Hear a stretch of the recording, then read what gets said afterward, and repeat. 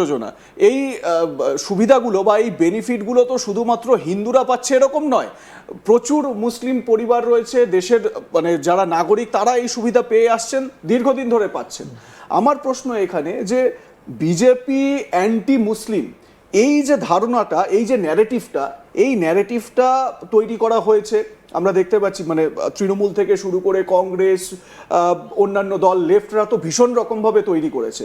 BJP এই ধারণাটা থেকে মানে এই ন্যারেটিভটা কেন, মানে প্রত্যেকটা দলেরই তো পাল্টা ন্যারেটিভ থাকবে, বিজেপিও তো সেই চেষ্টা ন্যাশনালিস্ট মুভমেন্টের মাধ্যমে করার কথা বলছে, এখনো পর্যন্ত কেন এই ধারণাটাকে পাল্টাতে পারছে না?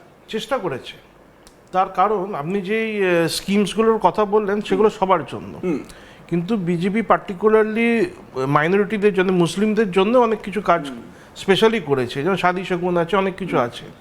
তারপরে মানে অনেকে যেটা বলবে সেটা হচ্ছে যে ট্রিপল তালাক যে অ্যাবলিশ করেছে, সেটাও তো মুসলিম মেয়েদের কথা, মুসলিম সমাজের কথা মাথায় রেখে করেছে। তো এই ব্যাপারগুলো তো মানে ট্রিপল তালাকটা হিন্দুদের মধ্যে হতো না। হ্যাঁ, তো এরকম অনেক কিছু আছে যেগুলো বিজেপি শুধুমাত্র মুসলিমদের জন্য করেছে, কিন্তু তার ফল বিজেপি পায়নি। আর আমার মনে হয় না এটা বিজেপি আগামী দিনেও পাবে। হ্যাঁ, এবারে আপনাকে আমি বলি যে এই জায়গাতেই আপনার মতন লোকেদের ভূমিকা ভীষণ রকম গুরুত্বপূর্ণ। একটা হচ্ছে গিয়ে সাংগঠনিক দিক থেকে নিজেদের মতন করে কাজ চালিয়ে যাওয়া, তার পাশাপাশি আপনি বিশেষ করে সিংহ বাহিনীর নেতৃত্বে আপনি যে ধরনের কাজ করেন, যারা সোশ্যাল মিডিয়ায় দেবদত্তবাবুকে দেখেন তারা ভীষণ রকমভাবে জানেন, কিন্তু আমাদের দর্শক যারা প্রথমবার দেবদত্ত মাঝিকে দেখছেন তাদের জন্য বলে দিই, সিংহ বাহিনী বিভিন্ন রকমের সমাজসেবামূলক কাজের পাশাপাশি, ধরুন আপনারা দেখবেন যে এই লাভ জিহাদের যে বিষয়টাকে বলা হচ্ছে, লাভ জিহাদ মানে প্রথমে একটি হিন্দু মেয়ে, সে বুঝতে না পেরে বা কোনো কারণে একটি মুসলিম ছেলের সঙ্গে বিয়ে করে, বিয়ের পরে সে জানতে পারে যে তার স্বামী সে একজন মুসলিম, এবং তারপর তাকে ধর্মান্তরণের জন্য চাপ দেওয়া হয়। তারপরে তো যা সার্বিকভাবে অনেক রকমের বিষয় রয়েছে, সেগুলো না হয় আমি পরে আলোচনা করছি। তো সেই লাভ জিহাদের শিকার যারা, সেই সমস্ত সনাতনী মেয়েদেরকে আবার মূল স্রোতে ফিরিয়ে আনা, নিজ ধর্মে ফিরিয়ে আনা, সেই রকম কাজ করেন। তার পাশাপাশি এরকম অনেকে আছে যারা স্বেচ্ছায়, বহু ভালো করে শুনবেন, বহু ইসলাম ধর্মাবলম্বী মহিলা বা মেয়ে তারা হিন্দুত্বে আসতে চান বা সনাতন ধর্মে আসতে চান, তাদের জন্য কিন্তু কাজ করেন দেবদত্ত মাঝির এই সংগঠন সিংহ বাহিনী। আমি ঠিক এই জায়গা থেকেই আসছি যে এই যে আপনি এখনো পর্যন্ত স্পেসিফিকভাবে কিছু যদি উদাহরণ দেন, এখনো পর্যন্ত আপনার কাজ এই জায়গাগুলোয় খুব গুরুত্বপূর্ণ হয়ে ওঠে, এখনো পর্যন্ত কি মানে ডেভেলপমেন্ট দেখতে পেয়েছেন, কি কি আপনার, মানে যদি কিছু স্পেসিফিক বলেন। দেখুন, এক নম্বর হচ্ছে যে বহু মেয়ে, মানে তার হিসেব নেই, মানে বহু মেয়ে যারা অলরেডি ইসলামে চলে গেছে আমাদের সনাতন ধর্ম থেকে, লাভ জিহাদের ট্র্যাপে পড়ে, আর এটা দীর্ঘদিন ধরে হয়ে আসছে এবং সারা বাংলায় হয়ে আসছে। মানে বাঁকুড়ার মতো জায়গা যেখানে মুসলিম কম, সেখানেও অনেক হিন্দুদেরকে নিয়ে চলে যাচ্ছে মুসলিমরা, তাদেরকে মুসলিম বানাচ্ছে। তো আমাদের একটা চেষ্টা থাকে যে আমরা সেই মেয়েদেরকে, যাদেরকে তাদের বাবা মা ফিরিয়ে আনতে পারছে না, এবং আপনারা জানেন এর আগে সরকার যেটা ছিল সেখানে পুলিশ সহযোগিতা করা তো দূরের কথা, পুলিশ আমাদের প্রচণ্ড বিরোধিতা করত, এবং যেই জেহাদিরা আমাদের মেয়েদের নিয়ে যেত সব রকমভাবে চেষ্টা করতো তাকে সেফগার্ড করা, তাকে সাপোর্ট করা। তো এর উদাহরণ আমি দিতে পারি, মানে লেটেস্ট উদাহরণ, আমি কয়েক মাস আগে গুজরাটের সুরাত থেকে একটা 15 বছরের মেয়েকে রেস্কিউ করি। সেই মেয়েটা 2024-এর 25শে ডিসেম্বর তাকে পূর্ব মেদিনীপুর থেকে নিয়ে চলে যায়।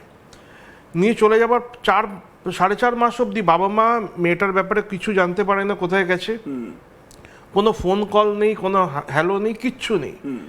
পুলিশ স্টেশনে যায়, ফেরত আসে, এবং পুলিশ রীতিমতো অপমান করে, মানে বাবা মাকে ধমকে পাঠিয়ে দেয়।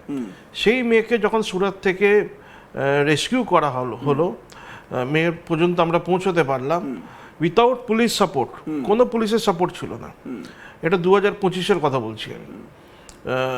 সেখানে যখন মেয়ে রেস্কিউ হলো আমরা জানতে পারলাম মেয়েটা 5.5 মাস প্রেগনেন্ট। স্পেশাল মেডিকেল বোর্ড বসলো কোর্টের অর্ডারে। তারপর মেয়েটাকে আমরা মানে অনেক রকমভাবে কাউন্সেলিং করিয়ে মেয়েটার অ্যাবর্শন করা হলো। আর মেয়েটা মানে নিজে সেখানে ভুগছিল, এই না সে খুব আনন্দের সাথে সেখানে ছিল, খুব ছোট একটা ঘরে রাখা হয়েছিল। আর মেয়ের বাবা মা মানে ফ্যামিলি প্রচণ্ড গরিব ফ্যামিলি, তাদের মানে অত নেই সে মানে সেখানে গিয়ে কিছু করতে পারবে। সেরকম জায়গা থেকে এই যে ফ্যামিলিগুলো, এবং এটা আমি পূর্ব মেদিনীপুরের কথা বললাম, বসিরহাটের একটা মেয়ে, তার নিজের দাদা সেন্ট্রাল গভর্নমেন্টে জব করে, সেরকম একটা ফ্যামিলি তাদের বোনকে নিয়ে চলে গেছিলো মহারাষ্ট্রতে, আমরাবতীতে। সেখানে মেয়েটাকে গিয়ে বন্ধ করে রেখেছিল, এবং যে ছেলেটা নিয়ে গেছিলো সে স্মাগলার, গোল্ড স্মাগলার, তার নামে কেস আছে, সে বসিরহাট বিচ থেকে গোল্ড নিয়ে ঝাঁপ দিয়েছিল, তার অনেক ইতিহাস। সেই ছেলেটাকেই সেখানে লুকিয়েছিল, তার বাবা মা কিছু জানতে পারেনি। সেই মেয়েটাকেও যখন আমরা রেস্কিউ করলাম, এরকম হাজার হাজার কেস আছে। তো সেই জায়গায় দাঁড়িয়ে মানে সেখানে পুলিশ একদম সহযোগিতা করে না, প্রত্যেক কটা নেতা, সেই রাজনৈতিক দল যেটা আগে শাসন চালিয়ে গেছে, তারা আমাদের বিরোধিতা করতো। এখন একটা পজিটিভ সরকার এসছে, আর এই যে মেয়েদের আমরা রেস্কিউ করে এনেছি, এরা সবাই মেন স্ট্রিমে আসছে আজকের দিনে। তো এটার প্রচণ্ড প্রয়োজন আছে। দেখুন কেন যারা ওখানে যাচ্ছে তারা আমাদের বিরুদ্ধে কথা বলছে, আমাদের বিরুদ্ধে মানে সমাজের মানে হিন্দু সমাজের বিরুদ্ধে, দেশের বিরুদ্ধে তাদের চিন্তাভাবনা গ্রো করছে, এবং তারা সব তাদের সন্তানগুলো সব মুসলিম হবে। এই আজকের না গতকালকেরই আমি একটা নিউজ রিপোর্ট দেখছিলাম, শর্মিলা ঠাকুর, সে ওখানে লিখছে যে শর্মিলা ঠাকুর নিজে তার ছেলে মেয়েদের টুয়ার্ডস ইসলাম নিয়ে গেছে, নিয়ে যেতে হেল্প করেছে, সহযোগিতা করেছে। তো শর্মিলা ঠাকুর তো একজন হিন্দু ছিল, নিজে বাঙালি হিন্দু, নিজে বাঙালি হিন্দু, ঠাকুর বাড়ির সন্তান। উনি যখন কনভার্ট হয়ে গেলেন, আমাদের একটা সংখ্যা কমলো, এবং পরবর্তীকালে তার যেটা আচরণ সেটা হিন্দু ধর্মের জন্য খুব ক্ষতিকারক। না, আমি এই জায়গা থেকে আপনার কাছে একটা প্রশ্ন রাখতে চাই, সেটা হচ্ছে এই যে মাইন্ডসেটটা কিভাবে তৈরি হচ্ছে। দেখুন, দুই পরিবারের মানে যেটা আমরা বলিউডে দেখি, দুই পরিবারের সহমতের ভিত্তিতে ভালোবাসার মাধ্যমে হিন্দু মেয়েরা মুসলিম মানুষকে বিয়ে করছেন, এবং তারপর তারা সুখে দাম্পত্য জীবন কাটাচ্ছেন। সেটা তো একটা সিনারিও, একটা দিক। আমার প্রশ্ন হচ্ছে এই মাইন্ডসেটটা, এই যে হিন্দু মহিলা যারা চলে যাচ্ছেন, আপনি যেটা একটা উদাহরণ বললেন, তাদের মধ্যে এই মাইন্ডসেটটা কিভাবে আসছে যে তার সন্তানদেরকেও হিন্দু না হয়ে তাদেরকে ইসলাম মাইন্ডসেটে বড় করতে হবে? কেন তারা তো মানে হিন্দু মুসলিম দুটো ধর্মকে সঙ্গে নিয়েই বড় হতে পারে, এই মাইন্ডসেটটা কেন আসছে? দেখুন সেটা কখনো হতে পারে না। আর এর সব থেকে ভালো উদাহরণ দিয়েছিল হচ্ছে মুসলিম লীগ এবং জিন্নাহ। কারণ তারাই বলেছিল যে এই দুটো সম্প্রদায়, হিন্দু আর মুসলিম, এরা কখন এক হয়ে থাকতে পারে না, এরা একসাথে এক অপরের সাথে শান্তিপূর্ণভাবে বসবাস করতে পারবে না, কারণ দুটো একদমই অপোজিট।